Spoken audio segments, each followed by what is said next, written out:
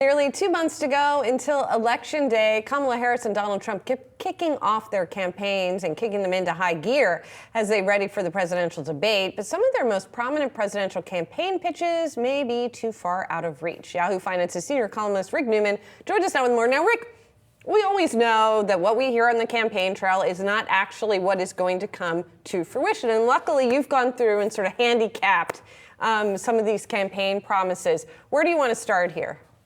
Yeah, this drives me crazy in the home stretch of every campaign season because the candidates go around saying stuff that there's no way it's likely to happen. But, voters listen and they think, wow, sounds like that'd be really cool. So I think one place to start this year is with tax policy. I mean, we are definitely going to see some tax changes, and there's a forcing function here, which is that all of the 2017 tax cuts for individuals expire at the end of 25. So we are going to have a major tax bill. But some of the things the candidates are proposing, I just think have no chance of getting in there. For example, Donald Trump says he wants to eliminate the federal income tax on Social Security payments. Well, that would cost about $170 billion per year in lost revenue to the government, and it could actually make Social Security less stable by just making the budget outlook worse than it already is. And that's not something that I think really has any support on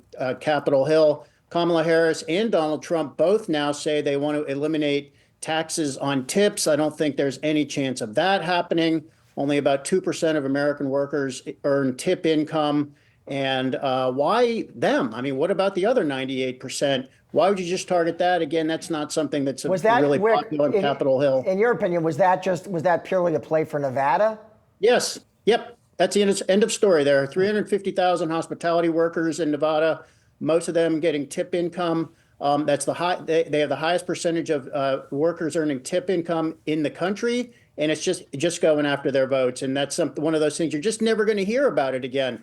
I also think Kamala Harris's $25,000 subsidy for first-time home buyers, there's no chance that it's going to happen because any economist will tell you the main beneficiary of that is not going to be the buyer, it's going to be the seller, because that $25,000 is going to make demand stronger and push up the cost of houses even more, which is already a problem. So examples of some of the things that voters are hearing that are never going to happen. Unrealized capital gains have gotten a lot of attention, particularly among people like us who talk about this stuff. Is that have any chance? No, I don't think so. This is better known as a wealth tax, which Bernie Sanders and Elizabeth Warren are the biggest supporters of. It's not. So this is you have assets that have a value. You haven't sold them and actually gotten the capital gain. The assets, call it, it could be a stock, it could be a painting. It has a value. And the idea is that you would try to figure out a way to tax the value of that thing every year. It's possible. I mean, legal experts vary on this. It's possible, though, that is unconstitutional. You cannot do a wealth tax. It would violate the Constitution. And just the question of whether it's constitutional is a guarantee that there would be legal challenges that would drag on for years. So let's say Congress implemented this. Let's say the Treasury and the IRS started collecting that money, and then 4, 5, 7 years later, it gets to the Supreme Court, and the Supreme Court says, oh, it's unconstitutional. I mean, look at the budget nightmare you've got on your hands. Then you have to give back all this money.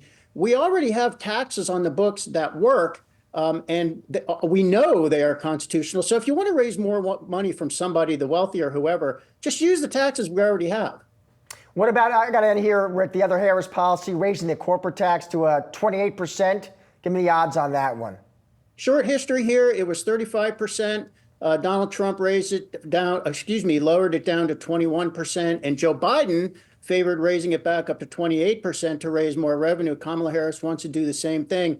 Joe Biden could not get that done when Democrats controlled both the House and the Senate during his first 2 terms. He tried. It was in the Build Back Better program that we've all forgotten about. So Biden couldn't get it done. Biden is a master legislator. And to me, if Joe Biden couldn't get it when his party controlled Congress, I do not see how in the world Kamala Harris could get it.